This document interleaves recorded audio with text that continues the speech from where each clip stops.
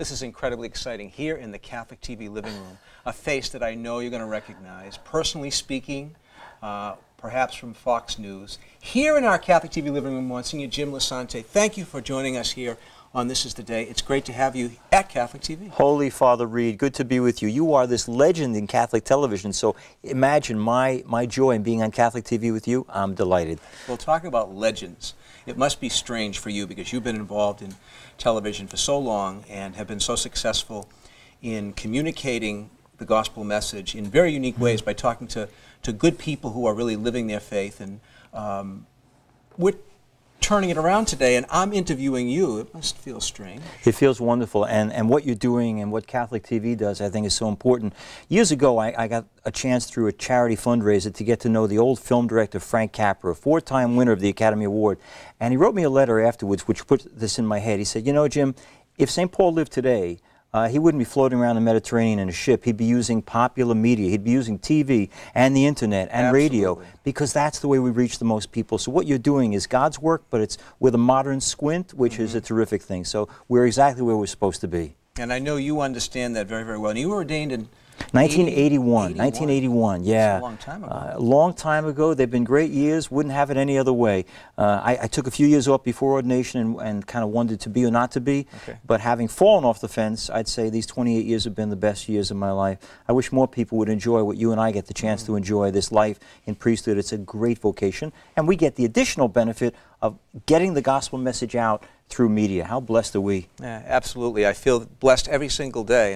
And not only that, you're a pastor of a parish now. I am, a nice parish. Our Lady of Lourdes used to be St. Thomas the Apostle, so it keeps me grounded. You know, you can't do baptisms, weddings, funerals, confessions on a weekly basis without being reminded that it's nice to do TV and it's nice to do media work, but the real work of the church is very often in those trenches we call parish life, which is where I think the gospel seed is planted.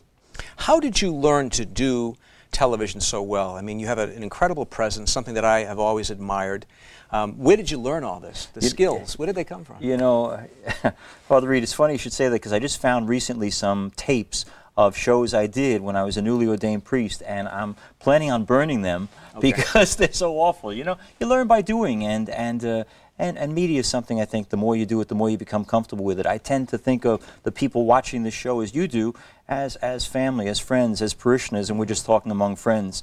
I also find, you mentioned all the famous people I've had a chance to interview, the more you do that, the less impressed you are with anyone by virtue of their fame, because you get to learn that these people are just like us and have the same struggles. Neil Cavuto, a friend of mine from Fox News, has written a great book called More Than Money, and he talks about knowing all these billionaires and being impressed until he realized that the same messed up problems he had in his life, they had in theirs, that life is a struggle for everyone. And once you realize we're all on the same page, we're all struggling in the same way, that none of us have a perfect family, none of us have a perfect world, it kind of humanizes everybody. It makes you a little less impressed with anyone. Sure. Now, Personally Speaking is a show that people have seen here on Catholic TV as well as so many other outlets across the country. And how many years have you been doing Personally Speaking? Well, Personally Speaking was a TV show that the American Bishops sponsored. That was wonderful. And now it's a radio program which is on Sirius Satellite Radio. Sure. And, of course, your watchers and listeners can also go to iTunes.com, where I believe Catholic TV also has a regular presence, right? Absolutely. Isn't even that our daily Mass. So even if you can't watch it on a particular day, you go to iTunes.com, and you have the show, you have the radio program, and it's wonderful. This week, my guests are going to be Judge Robert Bork, who was nominated for the Supreme Court, and that great old Academy Award-winning actor Ernest Borgnine. They're going to talk about their faith, their values, the things that matter to them. And McHale's Navy, I hope. McHale's Navy, let's not forget McHale's Navy.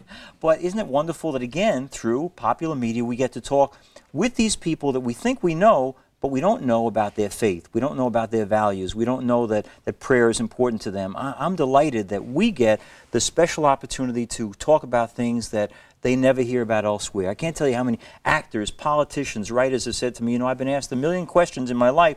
No one's ever asked me, do you believe, and why do you believe, and how do you believe, and how do you practice your faith? I love Edward Herrmann, the wonderful actor who's on Gilmore Girls, saying, for me, the way to pray is the Rosary. And isn't that wonderful to see this actor we know from television and the radio who says the way to Jesus for me is through Mary, and I discover Mary time and time again through that recitation of the Rosary. And can I ask you, too, you have a new television show that you're working on now that we're going to be seeing soon. That's right. It's called Close Encounter, and happily the people at CBS and PBS are airing it. And again, it's a chance to take people we think we know and examine their faith, values, and ideals. First two shows we did, one was with Derek Jeter, the wonderful Yankee shortstop, practicing Catholic, wonderful guy, never misses Mass. And Anne Rice, the great novelist of all those vampire novels, who's given up her atheism and given up her vampires, and now is out there talking about Jesus Christ. She was our guest, too. Catherine Hicks, the wonderful actress from Seventh Heaven. Kirk Cameron from Growing Pains. Oh, sure. And who was the other one? Jonathan Jackson, the great actor from General Hospital, three-time winner of the Emmy Award. They were all recent guests to talk on TV with us on Close Encounter. And for your wonderful listeners and watchers, just go to closeencountertv.com and they'll find out about where on CBS or PBS they can see our program. Fantastic. And people are going to see a little bit of you, too, on Catholic TV. I know you did some reflections